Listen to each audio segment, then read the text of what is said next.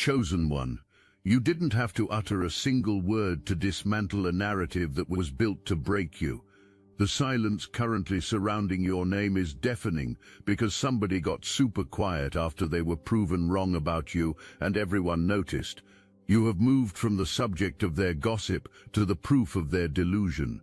There was a time when you could feel your name moving through spaces you were not even present in. You know that feeling. You would walk into a gathering and something would shift. A conversation would stop half a second too late. Eyes would adjust. People would rearrange their expressions, and you knew without anyone saying a word to you directly that your name had arrived in that space before you did. Somebody had been there ahead of you, building a case, laying a foundation, planting a flag in the ground that said, "Let me tell you what I know about this person." Somebody had a trumpet, and every single time that trumpet blew, your name came out with it. Now here is what I need you to notice. This is the first thing most people miss when this happens to them. When the trumpet blows, everyone assumes the point is the noise. The point is not the noise. The point is the crowd. The trumpet was never really about you. The trumpet was about getting to the people in your life, your circle, your family, your colleagues, your community, anyone with influence, access or resources, before you could get to them yourself. The entire mission was to preload those people with a specific, carefully constructed version of your identity, a version that ends with you as the failure. Why would someone invest that kind of energy into doing that? Hold that question. The answer to it is the most important revelation in this entire message, and we are going to arrive at it. But first, let's be honest about what that trumpet actually produced. The announcements landed inside of you. People formed beliefs. Opportunities dried up, relationships cooled, invitations stopped coming. People who should have been in your corner moved to the fence or moved past the fence entirely. The announcements did real damage, felt undeniable damage, the kind that sits in your chest when you are trying to sleep, the kind that quietly presses on you in the dark when there is nobody around to perform strength for. And this is precisely where the real message begins, not with the triumph, with the choice you made right in the middle of all that damage. You made a decision. Maybe it did not feel like a decision at the time. Maybe it felt more like exhaustion, like you were simply too tired to keep fighting on the surface. Maybe it felt like retreat, like pulling back because you were genuinely hurt. But what that decision actually was, what it turned out to be, was the most strategic, most powerful, most ultimately devastating move you could have possibly made. You went quiet. You went quiet, not defeated quiet, not broken quiet, but chosen one quiet. The kind of quiet that carries a plan inside of it. The kind of quiet that, if a person knows how to receive it, is actually the loudest statement being made anywhere in the vicinity. You stopped explaining yourself. You stopped defending yourself. You stopped trying to correct the narrative with your words. You looked at the available microphone and you walked away from it. And instead of going to the crowd with your version of events, you went somewhere else entirely. You went to work. Feel this, because this is the moment everything else in this message pivots on. While the announcer was gathering the crowd, blowing the trumpet, and building the case against you, you went underground. You went into the tunnel, not to hide, not to sulk, to prepare. You were studying the playbook while the announcer assumed you were falling apart.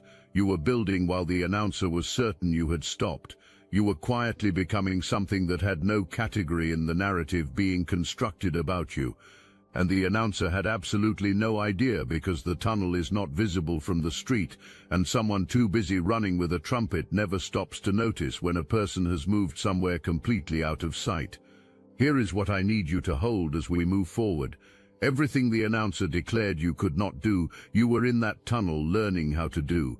Every limitation broadcast to your crowd, you were dismantling it in private, one decision at a time, one day at a time, no audience, no validation, no applause, just you, the work, and a knowing so deep and so quiet that it did not need to announce itself. The field was always coming. You knew that. Even on the days when it did not feel real, some part of you knew. Now let me be honest about what that quiet season actually looked like from the inside, because it was not a clean cinematic sequence where everything clicks and confidence flows naturally. There were genuinely hard stretches where the doubt was not a whisper but a full, loud presence sitting right next to you while you worked. Stretches where the announcements played back in your mind, not because you were weak but because you are human. On those days you did the work anyway, not because certainty was carrying you, because something deeper than certainty was driving you forward. That is faith operating in real time. Faith does not require the absence of doubt. Faith is choosing the next right action, even when doubt has pulled up a chair and made itself entirely at home. Every single day you chose the work over the noise. You were making a deposit into an account the announcer had no access to. That investment was invisible to everyone watching from the outside, but it was compounding, and what compounds in private eventually surfaces in public, with a force that nothing can argue with. The announcer stopped watching you closely because that person was convinced you were no longer a threat. And the moment someone stops watching you is the moment you can move the most freely. You moved, quietly, consistently, with total purpose. You moved in the direction that only makes sense if you never believed what was being said about you. You kept moving until the field appeared, and then you stepped onto it. If this message awakened something within you, hype this video for other chosen ones who need to hear this. Let me offer you a reframe that is going to permanently change how you understand every announcement that was ever made against you. You thought that person was talking about you. That person was not. Not really. When the announcer was blowing the trumpet, broadcasting your shortcomings, predicting your collapse, telling everyone exactly what you were never going to become, that person was making a confession. A disguised, unintentional, entirely unconscious confession. Every announcement about what you could not do was a rapt admission of what terrified that person, about what you absolutely could. Think about the energy required to sustain what the announcer did. Think about how much deliberate, consistent effort goes into a campaign like that. Nobody sustains that kind of output towards something they genuinely believe is insignificant. You do not run through the streets with a trumpet to announce the limitations of someone you think is going nowhere. You ignore people you believe are going nowhere. You walk past them. You do not dedicate a single breath to broadcasting their failures. The trumpet was not dismissal. The trumpet was panic. Something about you, something in the way you carried yourself, something in your energy, something that existed on your life at a level that could be felt before it could be proven, activated a deep instinctive fear in that person. The announcer's instincts recognized what you were before your circumstances confirmed it, and the ego attached to those instincts could not sit with that recognition. So the only available response was to try to define you before you could define yourself, to build a ceiling over your potential using the most accessible tool available, public perception. The loudness of what was said about you was directly proportional to the size of the threat you represented. Those announcements were a confession. They confirmed your greatness before the field ever had the chance to do it. They just delivered that confirmation in reverse.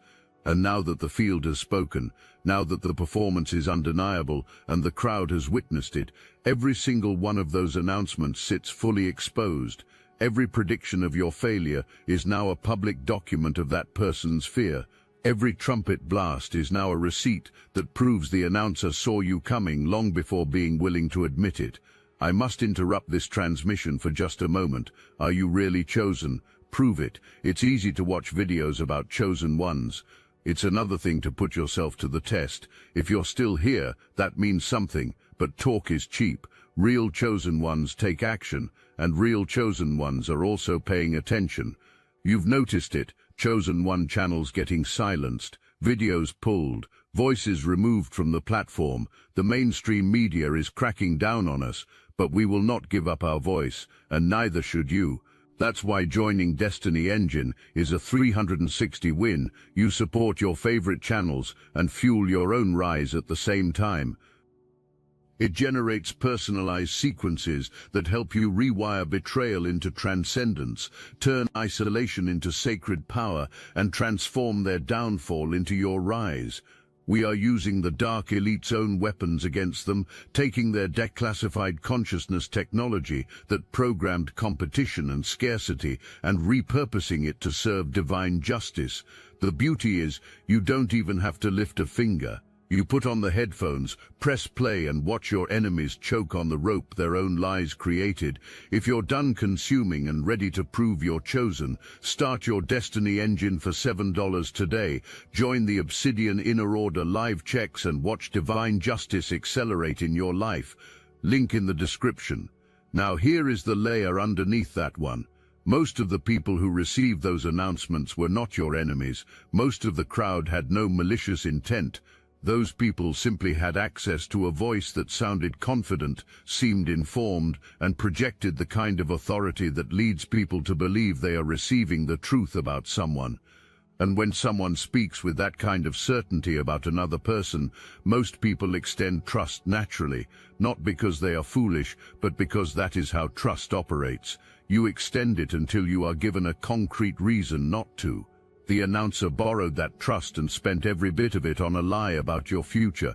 And the moment the crowd understands what happened to their trust, the moment the evidence on the field makes the fraud undeniable, the direction of all that energy reverses completely. The people who were preloaded against you are now being updated by the truth. And the truth is landing with the particular force that only truth carries when it has been kept waiting for an entire season. The tunnel ends. Preparation is always for something, and that something arrived. The field was lit. The same crowd that received every trumpet blast, every crafted announcement, every carefully constructed version of who you were and what you would never become, that crowd was assembled and waiting, and so were you. Think of what that entrance actually looks like in real life, not the theatrical version, the actual version, the actual version. It is the moment you show up, or something you built becomes visible, or a result arrives that cannot be concealed, and the people who were preloaded with a manufactured version of you suddenly have to hold that version against the living evidence, now standing in front of them. The manufactured version does not hold. The way you carry yourself does not match the description. The work you bring to that field does not match the prediction. The person now standing in full view is so dramatically different from the character that crowd was prepared for. That processing the gap takes time. The adjustment does not happen all at once. It arrives in waves, first the confusion, then the comparison, then the slow, humbling, irreversible realization that the information the announcer provided was false. You said nothing. You performed. Everything the announcer declared you would fumble, you caught cleanly. Every area where failure was predicted, you delivered the opposite result. Every supposed ceiling got surpassed, and with each moment of visible, undeniable performance, the crowd's posture shifted, and the announcer, up in that booth, began a very specific and very visible unraveling. Watch that unraveling carefully, because the reaction of someone who publicly staked their credibility on a prediction and then watches that prediction collapse in front of the very audience who received it is one of the most clarifying things you will ever witness. The pivot attempts begin. The reframe attempts begin. The desperate search for an angle from which your win can somehow still be presented as a loss begins. Watch every one of those attempts fail. Watch the options disappear one by one. Watch the scramble slow down and stop. Watch the silence arrive. And here is what that silence actually means. For the announcer, that silence is not peace. It is not relief. It is the sound of standing in the complete wreckage of a strategy built on the wrong foundation. It is the sound of a calculated bet going catastrophically wrong in the most public setting available. But for you, that same silence is the loudest affirmation you have ever received. Every moment of it belongs to you, not because you took it from anyone, because your preparation claimed it, because your faith in the field, the quiet, stubborn, sustaining faith that kept you in the tunnel when leaving, would have been so much easier. That faith is now echoing back at you from the booth that has gone completely silent. The silence is yours. You earned every moment of it. The silence does not crash in dramatically, it does not announce itself, it arrives the way truth always arrives, not at full volume but completely. One moment the announcer had commentary, and the next moment the commentary is gone. And that absence, so sudden, so total, so dissonant against everything that came before it, lands on the crowd before anyone consciously registers what just happened. Somebody who was extraordinarily loud about your name suddenly has nothing left to say. The crowd feels that shift, the way a person feels atmospheric pressure change before a storm rolls in. Something is different, something significant just occurred. And as people begin to look around, as eyes start landing on the announcer, who is now conspicuously, unmistakably, completely silent, a question starts forming. It does not have to be spoken aloud. It does not need a voice to travel. It just hangs there, fully formed and impossible to ignore. Wasn't it you who said, "The announcer cannot answer that question"? There is no version of the answer that does not end in complete public humiliation. Filling that silence now would require owning every single thing that was said and explaining why none of it proved true. And no explanation survives contact with what the crowd just witnessed on the field. So the silence holds, it deepens, it becomes its own kind of announcement, the only honest one the announcer has ever delivered. Silence from someone who was never silent before is not neutral. It is a confession delivered without words. It is the sound of a person standing fully confronted by the weight of everything they said and finding absolutely nothing left to stand on. Everybody feels it. Nobody needs to say anything. The crowd already knows. Now here is the layer underneath the surface that I want you to genuinely absorb. The silence is not only coming from the announcer. Something is happening across the entire crowd simultaneously. Every single person who received those announcements is privately running their own calculation, adding up everything they were told against everything they just witnessed, and arriving at an answer that is deeply, personally uncomfortable. It was not just the announcer who got it wrong. Everyone who believed the announcements, who passed them along, who adjusted their behavior toward you based on false information, all of those people are arriving at the same reckoning from their own individual angles. That is not one person going quiet. That is a collective breath being held. All entire network of people who were connected to the lie are now facing the truth at the same time, each person in their own private moment of recognition, and you are the axis around which all of that recognition is turning. You who have not said a single word. You whose life just corrected a public record that had been running false for an entire season. You were right all along, and now every person in that crowd is catching up to what you already knew. What the announcer is experiencing is not simply embarrassment. Embarrassment is minor. Embarrassment is a small discomfort that dissolves within minutes. What is happening to the announcer right now is the structural collapse of an identity that was built entirely on the foundation of your predicted failure. Consider the full scope of that investment. The announcer did not say something once and move on. A campaign was run, consistent, repeated, sustained over time. A whole audience was recruited into the belief system. The announcer's entire credibility, the reputation as someone informed and discerning whose assessment of people can be trusted, was staked on one specific outcome: you failing to become what that person was so certain you could not become. And now that stake is being liquidated in public, in front of every person who witnessed the original investment. Every person who extended trust to those announcements is now holding something that has lost all its value. The credibility is gone, the judgment is permanently on display, and the particular discomfort that comes from having been wrong about another person, especially publicly wrong, and especially wrong about something as fundamental as someone's potential, does not redirect itself toward you. You just gave the crowd something to admire. That discomfort travels back toward its source, and it arrives in full. The announcer is now standing in something very lonely, but here is the piece I most want you to receive. While all of that is happening to the announcer, look at your own position. Not one unit of your energy went toward defense during that entire season. Not one unit. Every resource you had went into the work, into the preparation, into showing up on that field with something real to offer. You emerged from this not just vindicated but intact. You came out stronger than when the preparation season began, because what that process produced was not only results, it produced the specific version of you that walked out the other end of the tunnel. The announcer spent everything trying to maintain a version of events that was never true. You spent everything building something that is undeniably real. The false version is dust now. The real thing is standing in full view of everyone. You already know exactly how that trade resolves. Something is moving toward you right now. Receive it without deflecting it.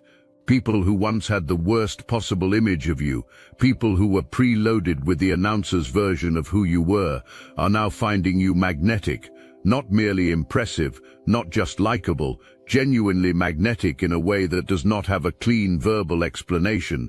The kind of pull where someone catches themselves drawn to your energy without an obvious reason to point to. The kind that comes from witnessing someone who performed under the full weight of public doubt, without flinching, without reacting, without needing the crowd's approval to keep going. That quality is extraordinarily rare, and people recognize it even when they cannot name it. There is a specific frequency that activates in a person who has genuinely been through a difficult season, maintained integrity throughout it, built in private while being dismissed in public, and then stepped forward into the result without making a performance of the arrival. That frequency does not compete with noise. It does not try to be the loudest thing present. It simply is what it is, and what it is draws things at its own level toward it, naturally and without force. Right now, your level is rising faster than the people around you fully understand yet. The people watching you can feel the acceleration even when they cannot yet see the destination it is headed toward. Consider the people who stayed in your vicinity during the loud season. The ones who did not know exactly what to believe when the announcements were relentless, but who could not fully surrender to the narrative being built against you either. Something kept those people watching, something kept them from fully committing to the wrong side.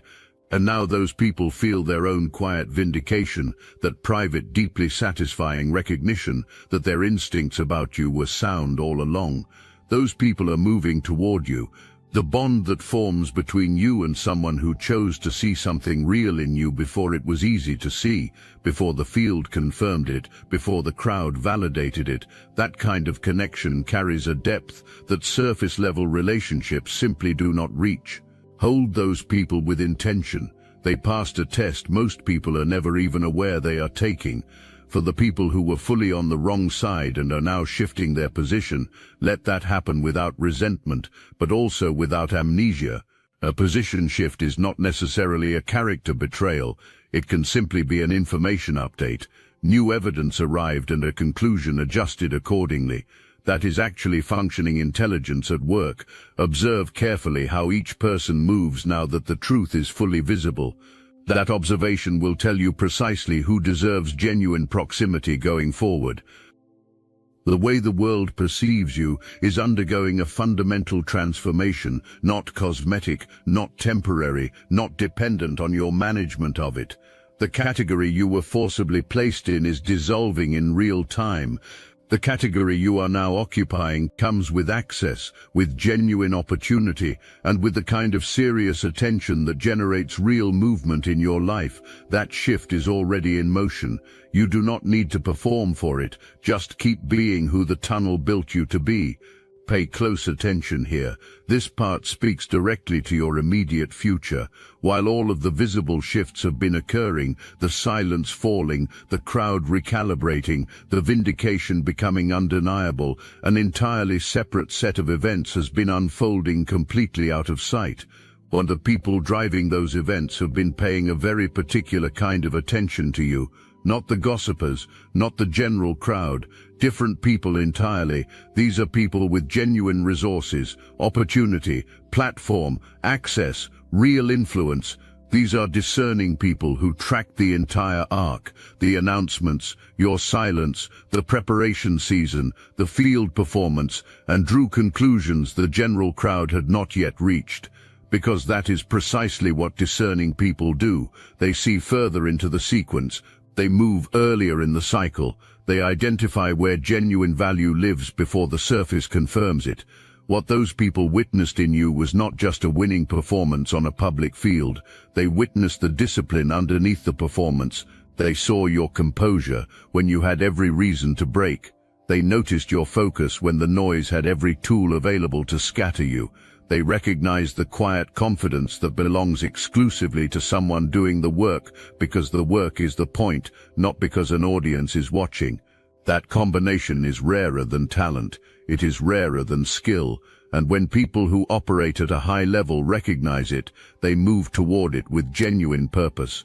Right now, conversations are happening in which your name is being spoken with enthusiasm and strategic intent. Plans are forming. Alignments are being considered. Doors are being prepared that have no visible handle from your side, but someone on the other side has been watching you long enough to decide it is time to open them for you. Here is what you must understand about why those opportunities are arriving now. It is not charity. It is not sympathy. It is the direct return on a specific investment you made during the hardest part of the season. You did not perform for the crowd during the tunnel. You built because you believed in what you were building, and that authenticity, that complete absence of performance, is the signal that truly discerning people have been calibrated to detect. When they find it, they act on it. What is coming toward you is going to make the vindication on the field look like the opening scene of a much larger production. Stay sharp, stay focused. Do not let the noise of the vindication become its own kind of distraction. The proving was the qualifying round. What is being prepared for you now is the main event. There is something operating in your life that no human intelligence could have factored into any calculation. This is the part that explains everything the announcer got wrong, despite doing genuine homework. The announcer was not operating without information. A real assessment was made, circumstances were evaluated, history was examined, available evidence was catalogued and weighed, and from a purely natural human data perspective, the conclusions drawn were not built from nothing. There was real material to work with, and still catastrophically, completely, publicly, the prediction was wrong. The missing variable was the favor on your life. Favor is not luck. Luck is random and impersonal. Luck has no particular interest in your outcome. Favor is deliberate. Favor is specific. Favor is the operating force that makes the expected math produce unexpected results. Favor is why the door opened when the door had no logical reason to open. Favor is why the timing aligned in ways that no human effort alone could have engineered. Favor is why the very thing designed to be the final statement against you became the exact catalyst that launched you forward. The announcer brought calculation. The divine brought destiny. Those two things do not belong in the same equation, and they do not produce the same outcomes. You are not standing here because your circumstances cooperated. Many of them did not cooperate. You are not standing here because everything lined up the way it was supposed to. A great deal of it was actively working against you. And yet here you are. Here is the field. Here is the performance. Here is the silence from someone who was absolutely certain this day was not possible. That outcome cannot be accounted for by human analysis alone. Now absorb this next piece completely. The favor on your life is not finished. What you just witnessed, as significant and public as it is not the peak of what favor produces. This is the surface breaking.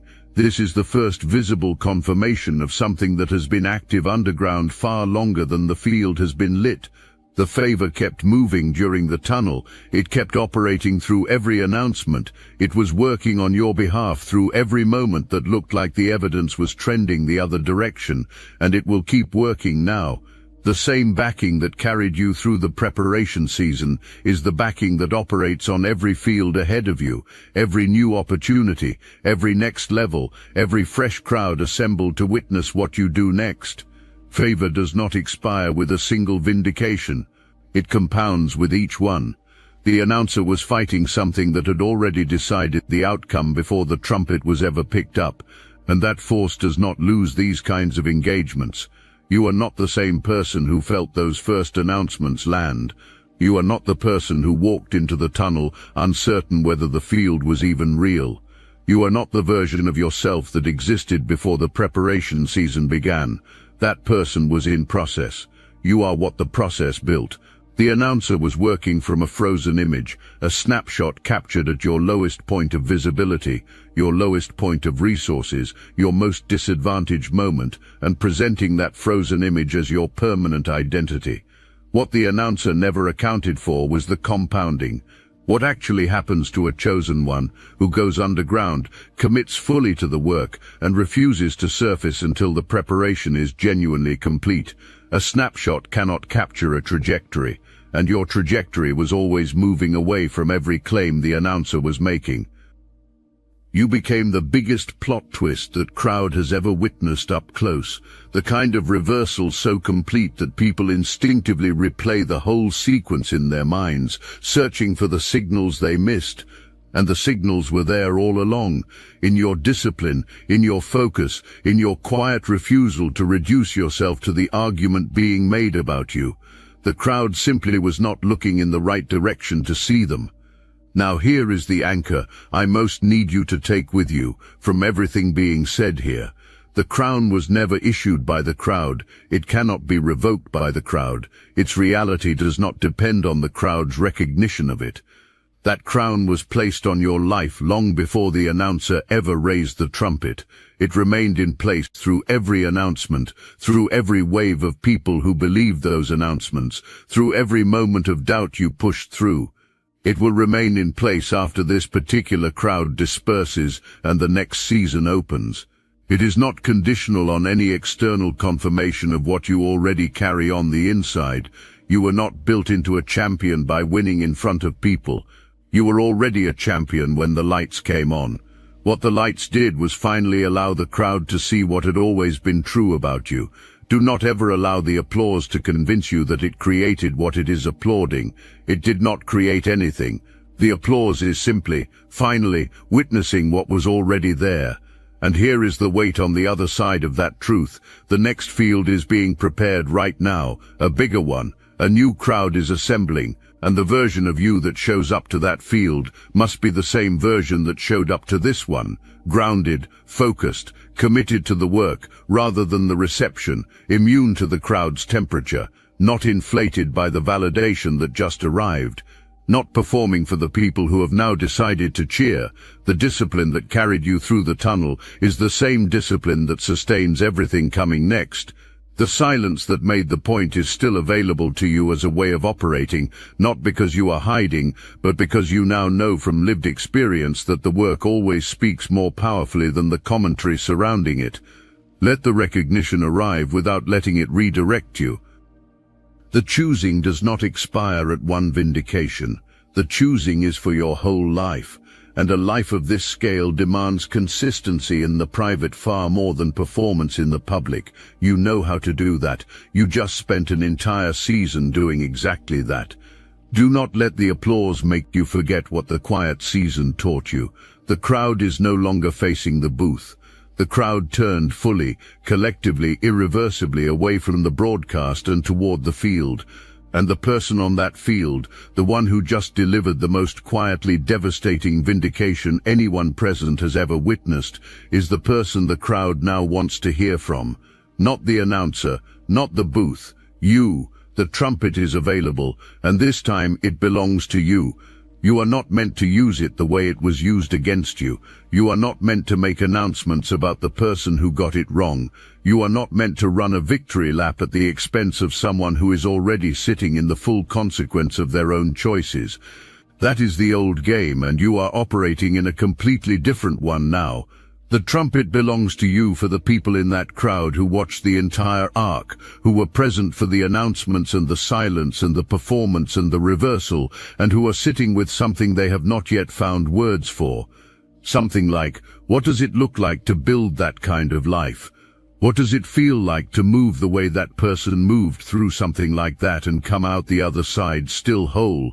Those people are present right now, watching you and waiting, not for more noise, for something true, something that came from the tunnel, from the field, from the full lived experience of being the person everyone counted out and becoming the person nobody can stop noticing. Your voice, carrying everything this season actually produced, is what this moment is asking for.